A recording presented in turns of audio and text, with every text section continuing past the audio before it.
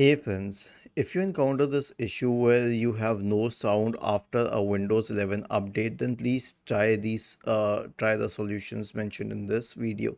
So, ideally, the troubleshooting for audio not working is different, but if the problem occurred specifically after a Windows update, then the solutions are as follows. First of all, search for Device Manager in the Windows search bar and open the Device Manager, and then you can expand audio inputs and outputs. Right click on the first one and then select update drivers. Right click on the second one and then select update drivers, and update all the drivers.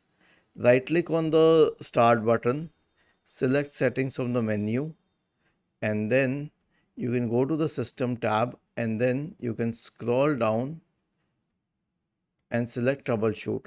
Now select other troubleshooters and then select the audio troubleshooter.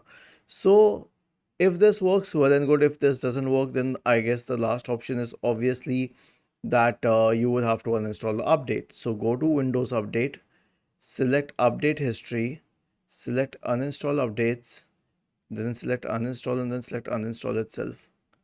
Was this helpful? If yes, then please subscribe to the channel. If not, then let us know in the comment section of the video on how we could help you further. Thank you for watching this video and have a nice day.